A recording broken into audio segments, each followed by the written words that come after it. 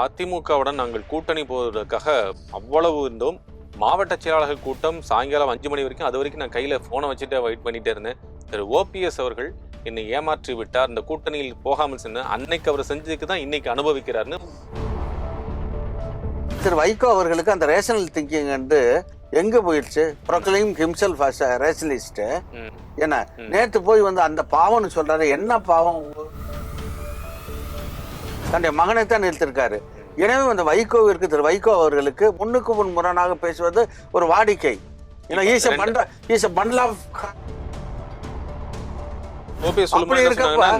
அவர்கள் அந்த நடந்ததை சொன்னால் மனம் புண்படும்படி ஆகிவிடும். ஆமா, அப்ப இது என்ன வேற நேத்து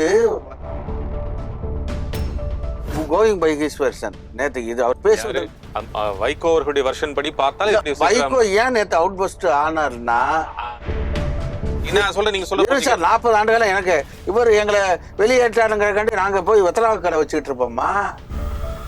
status quo to be maintained. which means என்ன? அது அடுத்த வரைக்கும் வாங்க சார். நீங்க என்ன கார்னர் பண்ண பாக்குறீங்க? இல்ல கார்னர் பண்ணல. நீங்க டோன்ட்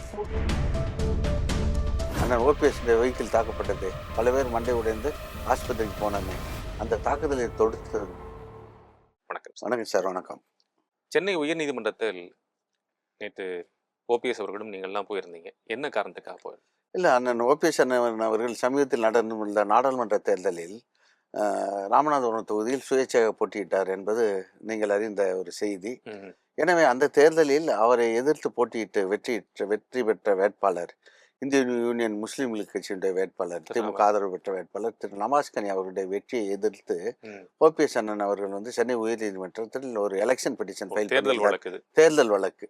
அதாவது அவரோட அஃபிடவிட்ல வந்து சில பல உண்மைகளை மறைச்சிட்டாரு அப்படின்னு சொல்லி அந்த பெட்டிஷன் வந்து நேற்று வந்து இது டாக்குமெண்ட்ஸ் மார்க்கிங் காட்டி விட்னஸை எடுத்தாங்க. ஸோ அதில் வந்து அதற்காக பொதுவெளியில் என்ன பொதுச் செயலாளர் வழக்கை வந்து துரிதப்படுத்த வேண்டும், ஏதாவது மனு இது கொடுக்கறதுக்காக வந்திருக்கிறாரு ஓபிஎஸ் அவர்கள். ஏன்னா செங்கோட்டையன் அவர்களும் தேர்தல் ஆணையத்தை மெயில் போட்டிருக்கிறாரு. ஓபிஎஸ் அவர்களும் இதை போனா அப்ப இந்த டீம் ஃபார்ம் ஆகுது அப்படிங்கிற ஒரு பேச்சு வந்து இல்ல. டீம் ஏற்கனவே ஃபார்ம் ஆகிடுது. டீம் நல்ல எண்ணத்தின் அடிப்படையில் இந்த இயக்கம் ஒன்றுபட வேண்டும் என்ற அடிப்படையில் நான் ஓபிஎஸ் அவர்கள், அண்ணன் செங்கோட்டையன் அவர்கள், அருமையான டிடிவி தினகரன், திருமதி சசிகலா அம்மையார் உள்ளிட்ட எல்லாரும் ஒன்று சேர்ந்து விட்டார்கள். நல்ல நோக்கம் என்பது கட்சி ஒன்றுபட வேண்டும் என்பதற்காக. ஆனால் நேற்று வந்து இல்ல, அது தட் இஸ் நம்ம பின்னாடி வருவோம். இந்த கேட்ட கேள்விக்கு நீங்க சரியாக கேட்டபடி எலெக்ஷன் வழக்கு வந்து ஓபிஎஸ் அண்ணன் அவர்கள் தொடர்ந்து வழக்கு கீழமை நீதிமன்றத்திலிருந்து உச்ச நீதிமன்றம் வரை சென்ற பொழுது உச்சநீதிமன்ற தீர்ப்பானது ஒரு அரசியல் கட்சி should not suffer from functional deadlock. ஒரு ஃபங்க்ஷனல் டெட்லாக்ல ஒரு அரசியல் கட்சி சிக்கக்கூடாது என்கிற அடிப்படையில் இப்போ இருக்க சிஸ்டம் போகட்டும். அதே நேரத்தில் இதுகாரம் கீழமை நீதிமன்றத்தில் பல்வேறு நிலைகளை கண்டு உச்ச நீதிமன்றம் வரையில் இந்த வழக்கில் வழங்கப்பட்டிருக்கக்கூடிய தீர்ப்புகள் எதையும் மனதில் கொள்ளாமல் சென்னை உயர் நீதிமன்ற ஓஎஸ் என்று சொல்லக்கூடிய ஒரிஜினல் சைட் பெட்டிஷன் சொல்லுவோம், மூல வழக்கை சென்னை உயர் நீதிமன்றத்தினுடைய சிவில் சூட்டாக பட்டியலிடப்பட்டிருக்கக்கூடிய அந்த வழக்கை சென்னை உயர் நீதிமன்றத்தினுடைய தனி நீதிபதி nothing the judgments given so far will not bind upon the context of the context of the case that is pending before the High Court of Madras என்று சொல்லி இந்த வகையிலும் சென்னை உயர் நீதிமன்றத்தில் பட்டியலிடப்பட்ட மூல வழக்கை நாங்கள் வழங்கிய எந்த தீர்ப்பும் பைண்டிங் ஆகாத அளவிற்கு அதை வந்து have a fresh look, afresh இதில் நாங்கள் லீகல் டெர்மினாலஜி சொல்லுவோம். It has to be looked into அஃப்ரெஷ்னு சொல்லி அதை வந்து புதிய வழக்கை விசாரிப்பதை போல் நீங்கள் வந்து விசாரித்து தீர்ப்பு வழங்கலன்னு சொல்லியிருக்கு. அந்த வழக்கு ஸ்டார்ட் ஆயிடுச்சு. அது வந்து in due course of time it will be listed for hearing. எனவே அந்த வழக்கு என்பது வேறு. நேற்று வந்தது வந்து எலெக்ஷன் பெட்டிஷன் கண்டு வந்தாங்க. 2011 வந்து அதிமுகவுடன் நாங்கள் கூட்டணி போவதற்காக அவ்வளவு இருந்தோம். மாவட்ட செயலாளர்கள் கூட்டம் சாயங்காலம் 5 மணி வரைக்கும், அது வரைக்கும் நான் கையில போனை வச்சுட்டு வெயிட் பண்ணிட்டே இருந்தேன். திரு ஓபிஎஸ் அவர்கள் என்னை ஏமாற்றி விட்டார், இந்த கூட்டணியில் போகாமல் சென்று அன்னைக்கு அவர் செஞ்சதுக்கு தான் இன்னைக்கு அனுபவிக்கிறார்னு அதிமுக பொதுச் செயலாளர் வைகோ அவர்கள் பேசி. நான் முதல்ல வந்து இவர் வந்து தன்னை வந்து தந்தை பெரியாருடைய மாணவன், பேரங்க அண்ணாவிடம் அரசியல் கற்று வந்தவன், பகுத்தறிவாதி என்று சொல்கிறாரு. இல்லையா, ஒரு பகுத்தறிவாதி பேசக்கூடிய பேச்சா இது? அன்னைக்கு செஞ்ச தவறுக்கு பாவம் புண்ணியங்கிறது யாரு? பாவம் புண்ணியங்கிறது வந்து என்ன, பிற்போக்கு சிந்தனையாளர்கள், மூட நம்பிக்கையாளர்கள் தான் இந்த பாவம் புண்ணியத்தில் நம்பிக்கை வச்சிருப்பாங்க. இதையெல்லாம் தகர்த்தெறிந்து என்ன ஒரு முன்னேறிய சமுதாயத்தை காண்பதற்கு முற்போக்கு சிந்தனையாளர்களால் உருவாக்கப்பட்டதுதான் பகுத்தறிவு என்பது. The so called sixth sense, rational thinking. எனவே திரு வைகோ அவர்களுக்கு அந்த ரேஷனல் திங்கிங் வந்து எங்க போயிடுச்சு? Proclaim himself as a rationalist. என்ன நேத்து போய் வந்து அந்த பாவம்னு சொல்றாரு. என்ன பாவம்? என்னப்பா நாங்க கஷ்டப்படுறோம்? ஈவன் டுடே அண்ணன் OPS is being escorted by a police team.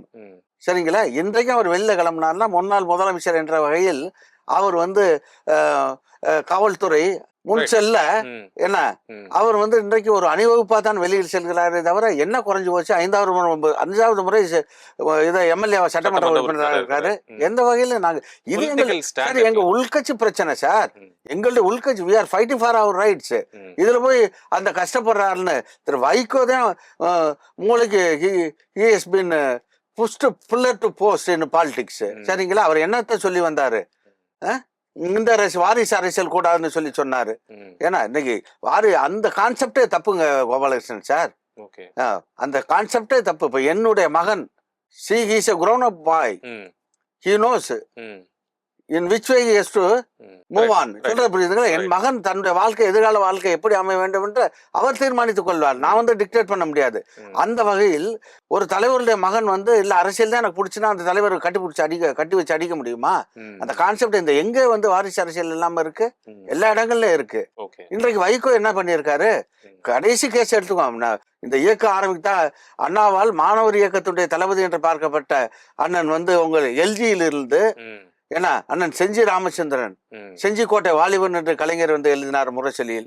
என்ன அண்ணன் செஞ்சி ராமச்சந்திரன் இருந்து இன்னும் இருக்கக்கூடிய காரோட்டி அண்ணன் கண்ணப்பன், இக்கட்டான காலகட்டத்தில் கலைஞர் காரை ஓட்டினாரு அண்ணன் கண்ணப்பன் உட்பட எவ்வளவு கணேசமூர்த்தி வரலாறு மறந்த கொடுத்து செத்தாரு.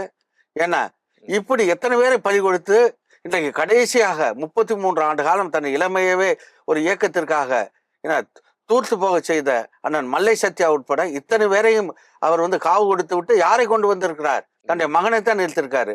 எனவே அந்த வைகோவிற்கு திரு வைகோ அவர்களுக்கு முன்னுக்கு முன் முரணாக பேசுவது ஒரு வாடிக்கை. கேள்விக்கு முடிச்சிடறேன். இவர் சொல்கிறார் திரு வைத்தியநாதன் அவர்களும் திரு சோ அவர்களும் சொன்னார் நான் செல்போனே வச்சிருந்தேன். அதுல ஒரு இது இருக்கு. திரு வைத்தியநாதன் அவர்களும் சோ அவர்களும் அம்மா சொன்ன விஷயத்தை என்று தெரிவிப்பதற்காண்டி எனக்கு செல்போன்ல தொடர்பு பண்ணிருக்காங்க, நான் ஆஃப் பண்ணி வச்சுட்டேன். 5 மணிக்கு தான் செல்லை ஓப்பன் பண்ணேன், ஓபிஎஸ்ல போன் வரும்னு வரல அப்படின்னு சொல்றாரு. அதே காத்திருந்தேங்கிறாரு, போன் ஆஃப் பண்ணி வச்சிட்டாங்க. நான் கேட்கிறேன், ஒருவேளை அந்த செய்தி இவருக்கு பின்னால் தெரிவிக்கப்பட்டிருந்தால் கூட 5 மணிக்கு பின்னாலோ மறுநாளோ in his official capacity as a leader of a separate political entity, political party.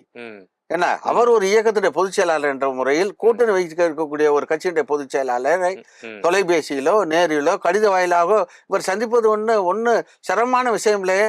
அன்றைக்கு அம்மா கிட்ட சொல்லியிருக்கலாமே, அம்மா நீங்க உங்க சொல்லிவிட்டது ஒண்ணு ஒரு தப்பா சொல்லிட்டாருன்னு. அம்மாவோட ஸ்டைல் ஆஃப் ஃபங்க்ஷனிங் என்ன தெரியுங்களா? அவங்க வந்து அவங்களுக்கு மிக மிக பிடித்த ஒரு விஷயம் வந்து ஒரு டிசிப்ளின்ங்க, சொல் பேச்சு கேட்கணுங்கிறது தான். அம்மா என்ன சொல்றாருங்களோ டிட்டோவா அண்ணன் ஓபிஎஸ் ஆகட்டும், அண்ணன் செங்கோட்டையன் ஆகட்டும், இன்னும் அன்றைக்கு அவருடன் அம்மாவுடன் பயணித்த அண்ணன் நத்தவிஸ்வநாதன் ஆகட்டும் அல்லது அண்ணன் வைத்திலிங்கம் ஆகட்டும், அவர்கள் எல்லாம் அம்மா என்ன பணியை கொடுக்கிறார்களோ, என்ன சொல்லி அதை செய்ய சொல்ற, எந்த விதத்தில் செய்ய சொல்றா அதே விதத்தில் செய்து அதை முடித்து அம்மாவிடம் அதை ஒப்படைத்தால்தான், செய்தியை சொன்னால்தான் அவர்கள் அங்கே நிலைத்து இருக்க முடியும். அந்த வகையில் அம்மா வந்து என்ன சொன்னாங்களோ அது அப்படியே அதான் அம்மா சொல்லுவாங்களே. நேற்று கூட ஓபிஎஸ் அண்ணன் சொல்லுவேன், நான் சொன்னது போய் சொல்லிட்டீங்களா? சொல்லிட்டேம்மா, என்ன சொன்னீங்க அப்படியே ரிப்பீட் பண்ண சொல்லுவாங்களாம். நான் என்ன உங்ககிட்ட சொல்லிட்டு சொல்லுங்க என்ன சொன்னீங்கன்ட்டு அப்படியே சின்ன பிள்ளை வாய்ப்பாடு ஒப்பிட்டது போல் சொல்லுவான். அவர்கள் அந்த நடந்ததை சொன்னால் மனம் புண்படும்படி ஆகிவிடும். ஆமா, அப்ப இது என்ன வேற சார்? நேத்து வைகோவோட இந்த அவுட் பஸ்ட் வந்து உங்களுக்கு வந்து தேவையற்றதுங்க. திரு அண்ணன் வைகோ அவர்களுடைய அனுபவத்திற்கும் நாங்கள் எல்லாம் அவருடைய அறிவுக்கும் ஆற்றலுக்கும் சரிங்களா அவருடைய தன்மைக்கும் மாறுபட்ட விதத்தில் நேற்று அவர் வந்து மிகவும் கீழிறங்கி போய் என்ன ஸ்டூப் டு த லோவஸ்ட் எப்னு ஒரு இது சொல்லுவோம், ஒரு ஃப்ரேஸ் சொல்லுவோம் பாலிடிக்ஸ்ல. அந்த அளவுக்கு இறங்கி போய் நேற்று வந்து அன்டைம்லி அந்த இதை சொல்லியிருக்காரு. இது நடந்தது வந்து 2011ங்கிறாரு, இன்னைக்கு 2025, 14 ஆண்டு காலம் கழித்து அவர் சொல்கிறார் என்றால் உள்நோக்கம் என்ன? உள்நோக்கம் என்ன என்றால் இன்றைக்கு மக்களை வந்து என்ன அந்த வைக்க ஏன் அப்படி சில வார்த்தைகளை பயன்படுத்த எனக்கே சங்கடமா இருக்கு. எப்படியெல்லாம் பேசிக்கிட்டு இருந்த கட்சி வைக்கோ இன்னைக்கு ஏன் அந்த நிலை தருமாறி ஏன்னா தன்னிலை மறந்து ஏன் இப்படி பேசிக்கிட்டு அலையிறாருன்னு பொதுமக்களே இன்னைக்கு பேசக்கூடிய நிலைமைக்கு வந்துருச்சு சார். என்னன்னா அன்னைக்கு 2015 அம்மா இருந்த காலத்துல அவர் ஒன்று சொல்லி இருக்க வேண்டும். சரிங்களா? அதை விடுத்து இன்னைக்கு சொல்ல வேண்டிய அவசியம்னா தி ஹிந்து ஆங்கில பத்திரிகையில் ஒரு ஆர்டிகிள் வருது. மூத்த பத்திரிகையாளர் திரு ராமகிருஷ்ணன் ஒரு ஆர்டிகிள் எழுதியிருக்காரு. Team OPS is mulling moving towards DMK alliance. அதாவது ஓபிஎஸ் தலைமையிலான அமைப்பு திமுகவை நோக்கி கூட்டணி நோக்கி செல்வதற்கு செல்லக்கூடிய வகையில் சிந்தித்து வருகிறார்கள் என்று இந்த செய்தியை அவருக்கு அதிகாலை படித்த உடனேயே அவருக்கு வந்து வயிற்றெரிச்சல் ஆரம்பித்து ஹார்ட் பர்னிங் ஸ்டார்டட். சரிங்களா? அப்படித்தான் சொல்லணும். வயிற்றெரிச்சல் காரணம் என்னன்னா இன்றைக்கு திரு வைகோ அவர்கள் திராவிட முன்னேற்ற கழகத்தினுடைய கூட்டணியில் இருக்கார். அவர் மகன் வந்து அங்க திருச்சியில வேட்பாளரை போட்ட காலத்தில் இருந்தே திராவிட முன்னேற்ற கழகத்தினுடைய கூட்டணியுடைய செயல்பாட்டிற்கு முரணாக அங்க அண்ணன் கே நேரு அவர்கள் தலைமையில் நடந்த சகோதரர் அன்பில் மகேஷ் பொய்யாமொழி அமைச்சர் பள்ளிகள் அவர்கள்லாம் முன்னிலையில் வந்து இவர் ஊழியர் கூட்டத்திலே இது பொருத்தமற்ற வகையில் பேசி அதே ஒரு பிரச்சனை ஆகி அப்புறம் வந்து அதை எப்படி நடந்துக்கணும்னு பாடம் சொல்லி கொடுக்கக்கூடிய நிலைமைக்கு என்ன அன்றைக்கு அந்த சூழல் தள்ளியது. சரிங்களா? இப்பொழுது என்னன்னா ஒருவேளை அண்ணன் ஓபிஎஸ் அவர்கள் திராவிட முன்னேற்ற கழகத்து கூட்டணிக்கு வந்து விட்டால் ஏற்கனவே தேமுதிகவுடைய பொதுச் செயலாளர் என்ன சார் இல்ல நான் சொல்றேன் ஒரு இதுதான் அவர் கோயிங் பை ஹிஸ் வெர்ஷன். நேத்துக்கு இது அவர் பேசுறது வைகோ அவர்களுடைய வெர்ஷன் படி பார்த்தால் வைகோ ஏன் நேத்து அவுட் பஸ்ட் ஆனார்னா நீங்க சொன்னீங்க இந்த மாதிரி ஒரு ஆர்டிகல் எழுதியிருக்காங்க அதுல வந்து மல்லிங் டுவர்ட்ஸ் இப்படின்னு சொல்லி இருக்கு அப்படின்னு சொன்னா நான் எதை கேக்குறேன்னா அப்படி ஒரு வாய்ப்பு இருக்காதா? நான் அதுக்கு அடுத்து வரேன் சார். அவருக்கு என்னன்னா ஏற்கனவே வந்து பாட்டாளி மக்கள் கட்சி ரெண்டாக பிளந்து இருக்கிறது. டாக்டர் மருத்துவர் ஐயா ராமதாஸ் அவர்கள் திமுக கூட்டணிக்கு சென்றாலும் செல்லலாம் என்று அரசியல் உலகில் பேசப்படுகிறது, அரசியல் பரசலாக. அதே மாதிரி தேமுதிக இன்றைய பொதுச் செயலாளர் மரியாதைக்குரிய சகோதரி பிரேமலதா விஜயகாந்த் அவர்கள் அங்கே செல்வதற்கு வாய்ப்பு இருக்கிறது என்று எழுதப்படுகிறது. அதேபோல் அண்ணன் ஓபிஎஸ் அவர்களும் நேற்றைய அந்த பத்திரிகை செய்திப்படி சென்று விட்டால் நமக்கான இடம் அங்கு என்ன சிக்கலாகி என்ன காரணம்? மருது அழகுராஜ் சென்று விட்டார், மனோஜ் பாண்டியன் கூடவே இருந்தவர் சென்று விட்டார். அடுத்ததாக திரு வைத்திலிங்கம் செல்வார் என்று எதிர்பார்க்கப்படுகிறது. உங்களையும் செல்வார்கள் என்று நீங்கள் ஒரு முன்னாள் எம்எல்ஏ திரு ஓபிஎஸ் அவருடன் அணுக்கமாக இருக்கக்கூடியவர். திரு சுப்பரத்தனும் சென்று விடுவார், திமுகவை நோக்கி சென்று விடுவார் அப்படின்னால் கூட யாரும் இல்லாத சமயத்தில் ஏற்கனவே இருமுறை முதலமைச்சர் மு க ஸ்டாலினை சந்தித்து விட்டு வந்தவர் ஒருவேளை அங்கு செல்வதற்கான வாய்ப்புகள் இருக்குது. அப்ப திமுக தான் அவர்களை பின்னிருந்து இயக்குகிறதுங்கிற பேச்சு இருக்கத்தானே செய்கிறது. திமுக அது வந்து சார் நாங்க வந்து அதிமுகவில் திரு எடப்பாடி அண்ணன் இபிஎஸ் அவர்கள் தலைமையில் இருக்கக்கூடிய அதிமுகவில் உள்கட்சி ஜனநாயகத்தை பத்தி கேள்வி எழுப்பினாலே அவங்க வந்து ஈஸியா தப்பிக்கிறதுன்னு சொல்றது இவங்க திமுகவோட பி டீம்னு சொல்றாங்க. அது கிடையாது, அது வாதம் கிடையாது.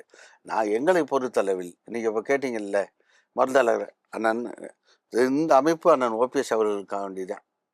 ஏன்னா யாரை நம்பி அவர் வந்து ராமநாதபுரத்தில் போய் நின்று நாடாளுமன்ற தேர்தலில் புதுசாக பலாப்பலன்னு ஒரு சின்னத்தை வாங்கி 3.5 லட்சம் ஓட்டு ஜஸ்ட் கண்ணிமைக்கு நேரத்தில் அவள் வாங்க கிடையாது. சரிங்களா? வாங்கினாரே அது என்ன ஆனால் சாதாரண அரசியல் நிகழ்வு இல்லை.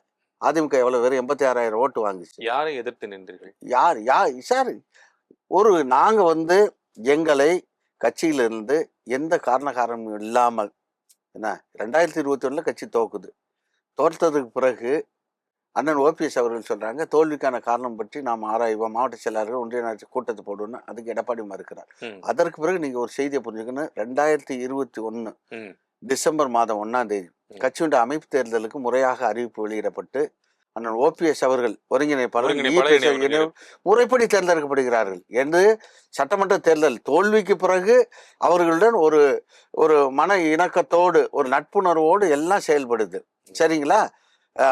தேர்ந்தெடுக்கப்பட்டு அறிவிக்கப்பட்டு ஒருவர் வீட்டுக்கு ஒருவர் சென்று ஏன்னா அரசியல் பண்பாட்டை வெளிப்படுத்தி எல்லாம் நடந்துட்டு வர்றப்ப அவருக்கு எங்க வருதுன்னா அவர் மனம் பாதிக்கப்படுதுன்னா இபிஎஸ்க்கு முதலமைச்சராக இருந்த வரை அவர்தான் அதிமுகவின் முகமாக பார்க்கப்பட்டார். இன்றைக்கு ஆட்சி போய்விட்டது. எனவே கட்சி யார் கையில் இருக்கிறது?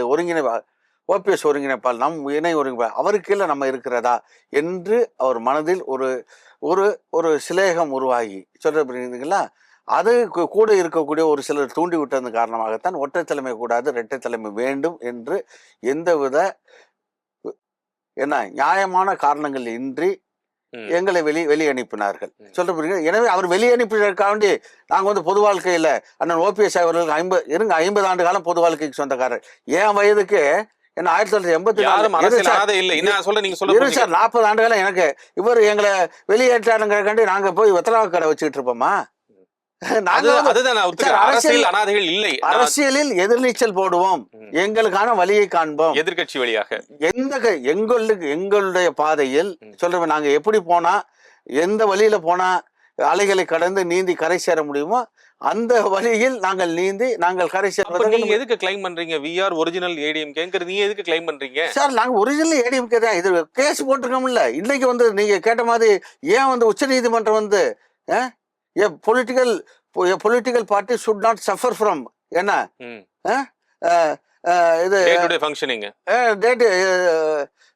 இது டே டு டே ஃபங்க்ஷனிங் ரொம்ப உங்களுக்கு வந்து ஃபங்க்ஷனல் டெட்லாக் சரிங்களா? a political party a vibrant political party should not suffer from functional deadlock என்று உச்ச நீதிமன்ற நீதியரசர்கள் சொல்லி ஒரு அரசியல் இயக்கம் செயல்பட்டு வரக்கூடிய அரசியல் இயக்கம் செயலற்ற தன்மைக்கு போய்விடக்கூடாது என்ற அடிப்படையில் இல்ல பொதுக்குழு செல்ல sir status quo we maintain the status quo, we allow status quo to be maintained, which means என்ன அது அடுத்த வரைக்கும் வாங்க சார். நீங்க என்ன கார்னர் பண்ண பாக்குறீங்க? இல்ல கார்னர் பண்ணல. நீங்க don't put your words into my mouth. Hello நான் சொல்றேன், எனக்கு வந்து நான் புரிஞ்சுக்க முயற்சி பண்றேன். நீங்க என்னன்னா what is the stand of OPS and அடுத்த வரி நீதிமன்ற தீர்ப்புல ஒரு வரியை சொல்லிட்டு அடுத்த வரி தான முக்கியமானது.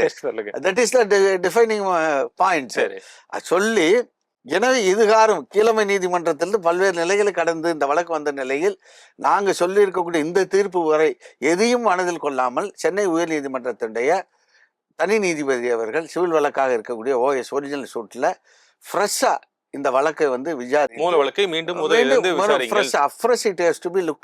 விசாரித்து தீர்ப்பு வழங்கல் என்று சொன்ன பிறகு எனவே இன்று வரை திரு எடப்பாடி அவர்களை அறுதிட்டு உறுதியாக எந்த நீதிமன்றம் அவரை வந்து பொதுச் செயலர் என்று அறிவிக்கவில்லை. சொல்றீங்களா? அவர் தலைமையில் இருக்கக்கூடிய அமைப்பு தான் அவருக்கு சொந்தமானது என்று சொல்லவில்லை. அதனால் தான் தேர்தல் ஆணையத்தில் நாங்க எங்களோட அஃபிடவிட் இருக்குங்கல்ல, அதுவும் அங்க வந்து இன்னைக்கு நீங்க வெப்சைட் எடுத்து பாருங்க. ஓபிஎஸ் அண்ணன் நாங்க ஒருங்கிணைப்பாளர் இந்த இதுல இருக்கக்கூடிய அஃபிடவிட் அங்க இருக்கு. இதுல இபிஎஸ் அவர்கள் ரெண்டுமே வச்சிருக்காங்க. அதைத்தான் இன்னைக்கு செங்கோட்டை அண்ணன் சொல்றாரு. அவரு நல்லெண்ண அடிப்படையில் நேற்று வெளிப்படையா சொல்லிட்டாரு, என்ன கூப்பிட்டு பாஜக பேச்சுவார்த்தை நடத்தி கொஞ்சம் பண்ணுங்க. நாங்க சொன்ன வேற கட்சி ஏன் தலையிடுதுங்கிற மாதிரி விமர்சனம்லாம் வருது. மாற்று கட்சி பிஜேபி தான் உங்களோட தலைமை கழகமாங்கிறதெல்லாம் வருது. அதனால நீங்க ஒரு மூத்த சீனியர் லீடர், எனவே நீங்க இருந்து கொஞ்சம் பேசி பாருங்க. அவர் உங்க சொந்தக்காரர் தானே. வேற மாதிரி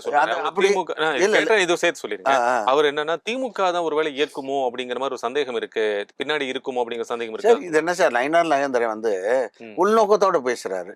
மொட்டை தலைக்கு நான் வந்து ஓபிஎஸ் இவர் அண்ணன் செங்கோட்டை அண்ணன் அவர்கள் தெளிவா சொல்றாரு, பிஜேபி ஹைகமாண்ட் தான் கூப்பிட்டு நீங்க வந்து கொஞ்சம் இருக்கல சீனியரு பேட்டியில தான் சொல்றாரு. ஆனா நீங்க வந்து ஏன்னா ஏன் அவரை சொல்றாருன்னா 1972 புரட்சியாளர் எம்ஜிஆர் அவர்கள் இந்த இயக்கத்தை உருவாக்கிய பொழுது இருந்த நிறுவன தலைவர்கள் ஒருவன் அண்ணன் செங்கோட்டை. அதிமுக உருவான இந்த இயக்கம் 75 சேலத்தில் நடந்த பொதுக்குழுவில் அனைத்து இந்திய அண்ணா திராவிட முன்னேற்ற கழகம் ஆல் இந்தியா என்ற பெயர் உருமாற்றம் இணைக்கப்பட்ட பொழுது அந்த கூடிய பொதுக்குழுவில் அன்றைய அமைச்சர் அண்ணன் கல்வி அமைச்சராக இருந்த அண்ணன் அரங்கநாயகன் தலைவர், திரு திருப்பூர் மணிமாறன் வீட்டு வசதி வாரிய தலைவராக இருந்த அண்ணன் திருப்பூர் மணிமாறன் அவர்கள் செயலாளர், அண்ணன் செங்கோட்டையன் அவர் 25 வயதுல வந்து அவர் பொருளாளராக அப்படி இருந்தவர். எனவே 77 3 தலைவர்கள்ட்ட 3 தடவை சட்டமன்ற உறுப்பினர், மாவட்ட கழக செயலர், தேர்ந்தெடுக்கப்பட்ட மாவட்ட செயலர் 9 தடவை. எனவே மோஸ்ட் சீனியர் இன்னைக்கு இருக்கிறதுல பண்ருட்டியாரை விடுத்து பார்த்தால் இன்றைக்கு அண்ணன் நீங்க தான் சீனியரு, நீங்க இருந்து கொஞ்சம் இணைப்புக்கு ஏற்பாடு பண்ணுங்க சொன்னோம்னால்தான் நான் 6 சீனியர் லீடர்ஸ் கூப்பிட்டு சேலத்துக்கு போய் அவர்கிட்ட இணைப்புக்கு போனேன், பேசினேன். அதவே அவர் இல்லைன்னு மறுத்துட்டாரு. நாங்கள் 6 பேர் போய் பேசினதுவே அவர் ஒத்துக்க மாட்டேன்ட்டாரு. எனவே வந்து கட்சி எக்கேடு கெட்டாருன்னா நான் பிடிச்சதை விட மாட்டேங்கிற மனநிலையில் இருக்காரு அப்படின்னு அவர் வந்து திரு செங்கோட்டையன் அந்த அடிப்படையில் சொல்றாரு. இப்போ பிஜேபி ஹைகமாண்ட் வந்து ஒரு நல்ல எண்ணத்தோட கட்சி ஒன்று சேர்ந்து சொன்னால் அதை ஒட்டி ஒரு அந்த எண்ணத்தை வெளிப்படுத்தக்கூடிய வகையில் பிரதிபலிக்கக்கூடிய வகையில் மாநில தலைவராக இருக்கக்கூடிய திரு நயினார் சொன்னால் பரவாயில்ல. ஏன்னா இவர் என்ன சொல்றாருன்னா, எரியிற நெருப்புல எண்ணெயை ஊற்றி விட்டது மாதிரி இது திமுக சேர்ந்து இயக்குதுன்னா இது என்ன சார் அர்த்தம்? எங்க உள்கட்சி இதுல இப்போ பிரச்சனை இல்லை. இவர் வந்து கூட்டணி கட்சியா இருக்கவர் கொஞ்சம் கூட ஒரு இது அக்கறை இல்லாம ஒன்று விருப்பம் இருந்தால் நீ நல்ல கருத்தை சொல்லுங்க. இப்போ கிராமத்தில் 2 பேரும் அடிச்சுக்காங்க, சேர்ந்து வாழுங்கன்னு பக்கத்து வீட்டுக்காரரு பெரிய மனுஷன் ஒரு நண்பர் அறியப்பட்டவர் சேர்ந்து வாழுங்கன்னு சொன்னா பரவாயில்ல.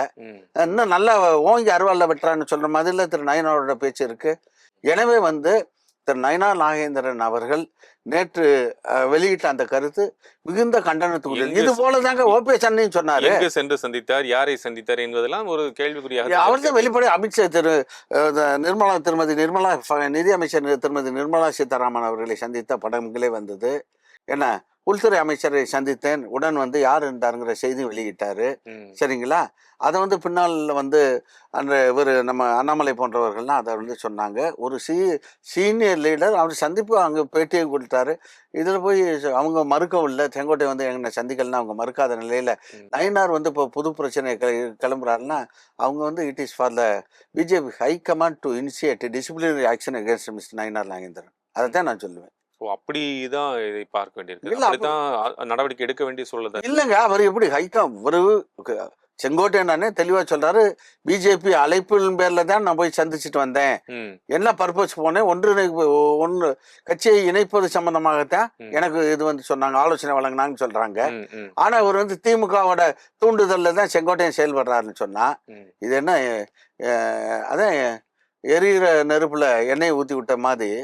ஏன்னா இந்த பிரச்சனைகளை அதிமுக இவருக்கு என்னன்னா அதிமுகவுடன் பிஜேபி கூட்டணி தமிழ்நாட்டில் அதிமுகவுடைய பிஜேபி கூட்டணி தலைவருக்கு இயற்கை என்ன இருக்குன்னா அந்த கட்சி நல்லா இருக்கணும், ஒன்றுபட்டு இருக்கணும். கடந்த காலத்துல எப்படி இருந்தனால 40% ஓட்டு வாங்குச்சு. இன்றைக்கு ஒற்றை தலைமைன்னு வந்த முன்னாடி எவ்வளவு வாக்கு சதவீதம் வந்து சரிஞ்சு போய் இன்னைக்கு வந்து 19% நிற்குது. எனவே வந்து மீண்டும் அந்த 40 தொடர்றதா இல்லாட்டி அதை ஒட்டி நெருக்கி வர்றதுக்கு என்னன்னு ஒன்றுபடுதல் தான். எனவே அப்படி இருந்தால் அந்த கட்சி ஒன்றுபட்ட அதிமுக இருந்தால் தானே நம்ம கூட்டணி வைக்கிறதுல ஏதாச்சும் அர்த்தம் இருக்கு என்கிற எண்ணம் இயற்கையாக இருக்க வேண்டும். அதை பற்றி அந்த சிந்தனை இல்லாமல் வந்து இவர் வந்து பிரிந்தவர்கள் சேரக்கூடாது என்ற எண்ணத்தோடு எதிரிகள் பேசக்கூடிய பேச்சை ஒரு கூட்டணி கட்சி தலைவர் பேசுறாருன்னா அதை நாங்க எப்படி ஏற்க? அதுக்கு வந்து எடப்பாடி பழனிசாமி அவர்களே பதில் சொல்லியிருந்தாங்க. என்னன்னா, கட்சியினுடைய அலுவலகத்தை அடித்து உடைக்கிறது தான் நடவடிக்கையா, அப்புறம் இவர் எப்படி கூப்பிடுறது, எப்படி சேர்த்துக்கிறது? டிடிவி தினகரன் அவர்கள் வந்து பண்ணாரு. அதே போல திரு ஓபிஎஸ் அவர்கள் வந்து கேஸ் போட்டிருக்கிறாரு, தேர்தல் ஆணையத்தை நோக்கி நகர்றாரு.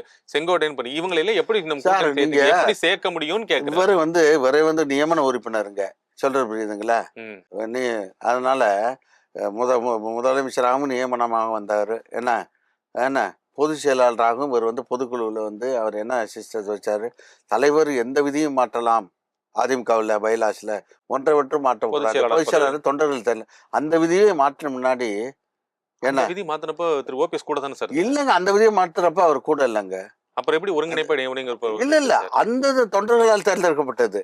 அண்ணன் ஓபிஎஸ் அவர்களும் இபிஎஸ் அண்ணன் ஓபிஎஸ் ஒருங்கிணைப்பாளர் இபிஎஸ் இணை ஒருங்கிணைப்பாளர் ஒற்றையில் தேர்ந்தெடுக்கப்பட்டு தொண்டர்களால் தேர்ந்தெடுக்க. இவரும் வந்து அதற்கு பின்னாடி தான் ஒற்றை தலைமை வந்த முன்னாடி தான் அவர் என்ன நியூ பைலாஸ் என்னன்னா பொதுச் செயலாளராக மாற்றிக்கொண்டு பொதுச் செயலாளராக மாற்றிக்கொண்ட பொழுதுதான் அதாவது 10 மாவட்ட செயலர் முன்மொழியனும் 10 மாவட்ட செயலர் வழிமொழியனும் போட்டியிடுபவர் 5 ஆண்டு காலம் தலைமை கழக நிர்வாகியா இருக்கணும். இது யார் சார் வர முடியும்? இன்னைக்கு எங்க கட்சி படி எங்க பாமனுக்காண்டி புரட்சியாளர் எம்ஜிஆர் உருவாக்கின கட்சி.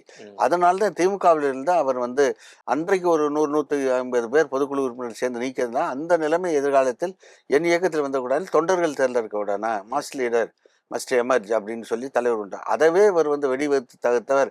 இவர் வந்து மற்ற விஷயங்களை பத்தி பேசுறதுக்கு இவருக்கு என்ன லோக்கல் ஸ்டாண்ட் இருக்குன்னு எனக்கு தெரியல. அம்மா தலைவர் காலத்துல தலைவர் மறைவுக்கு பிறகு அம்மா வந்து ஜான் இருந்தப்ப தலைமை கழகத்தை வந்து பூட்டுறாங்க ஜானகி.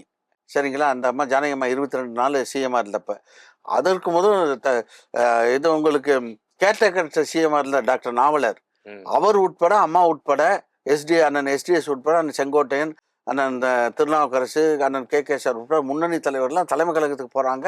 அங்கே கதவை பூட்டி வச்சிடறாங்க தலைமை கழக கேட்டை. அப்போ போய் அந்த தலைமை கழக கேட்டை திறக்க போகிற நேரத்தில் நீங்கள் நம்ப மாட்டீங்க, அன்றைக்கு இருந்த அரசு சரிங்களா லத்தி சார்ஜ் பண்ணாங்க.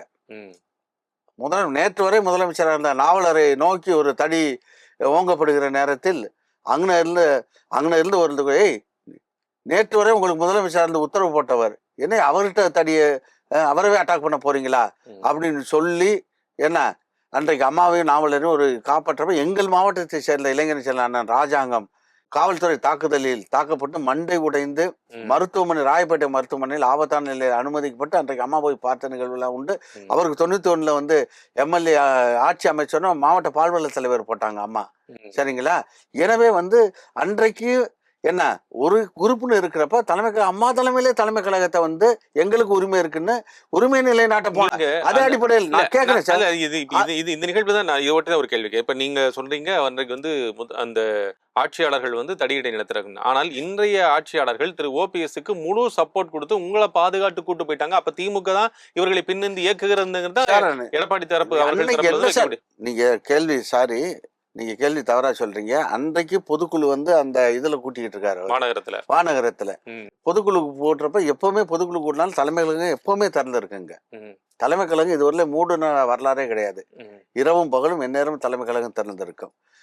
ஆனா அன்னைக்கு பொதுக்குழு கூடுது. 7 மாவட்ட செயலாளர்கள் வந்து இங்கே குண்டர்களோடு ராயப்பேட்டையில் இருக்கக்கூடிய தலைமை கழகத்தை சுற்றி இருக்கக்கூடிய பில்டிங்ஸ்ல இருந்து நின்றுகிட்டு இருக்காங்க. ஒரு வாரமா அங்க வந்து 20 குத்தலாட்டம் குத்து டான்ஸ் எல்லாம் நடந்துகிட்டு இருக்கு விடிய அதிமுக தலைமை கழகத்துக்கு இதுவரையில இல்லாத அசிங்கம் சரிங்களா. எனவே வந்து நாங்க அன்றைக்கும் சார் நீக்கப்படலை அண்ணன் ஓபிஎஸ் ஒருங்கிணைப்பாளர் என்ற முறையில் நாங்க அண்ணன் ஓபிஎஸ் ஒருங்கிணைப்பாளர், அண்ணன் இவரெல்லாம் வந்து துணை ஒருங்கிணைப்பாளர் நம்ம அண்ணன் வைத்தியலிங்கம், அமைப்பு செயலாளராக இருக்கக்கூடிய அண்ணன் இவர் வந்து மனோஜ் பாண்டியன் உட்பட அமைப்பு செயலாளராக இருக்கக்கூடிய அண்ணன் ஜேசிடி பிரபாகர், நானே எம்ஜிஆர் இளைஞர் இணை செயலாளர், எல்லாருமே இப்படி பலர் நிர்வாகிகள் தான் தலைமை கழகத்துக்கு நாங்கள் போகிறோம். அன்று வரை நாங்கள் நீக்கப்படவில்லை. என்னங்க நாங்கள் போகிறோம். ஆனால் நாங்கள் எங்கள் வெஹிக்கிள் வந்து அங்கே போய் இந்தியன் பேங்க் திரும்புறதுக்குள்ள மாடியிலேருந்து கட்டைகளையும் கல்லுகளையும் வீசினது எந்த குண்டர்கள், யார் ஏற்பாடு செய்தது, யார் தாக்குதலுக்கு விட்டுட்டது? அண்ணன் ஓபிஎஸ் வெஹிக்கிள் தாக்கப்பட்டது, பல பேர் மண்டை உடைந்து ஆஸ்பத்திரிக்கு போனோமே, அந்த தாக்குதலை தொடுத்தது யார்? என்ன எனவே வன்முறையை தூண்டியது அவர்கள் தான். என்ன எனவே அங்கே போய் நாங்கள் ஒழுக்க போகணும் முயற்சி பண்றப்போ அவர்களுடைய ஏற்கனவே நிறுத்தி வைத்திருந்த ஆட்கள் எங்களை தாக்க தள்ளுமுள்ளு ஏற்பட்டது உண்மைதான். எனவே இது வந்து நாங்க எதுவும் தலைமை கழகத்தை உடைச்சான் அதனால எப்படி சேர்த்துக்கணும்னா இட்டு கட்டுன என்ன போய் சார். உங்களுக்கு ரொம்ப நேரம் வந்து உங்களுடைய கருத்துக்களையும் உங்களுடைய எண்ணங்களையும் இப்போ இருக்கக்கூடிய சூழ்நிலையும் விரிவாக சொன்னீங்க. மிக்க நன்றி. மிக்க நன்றி.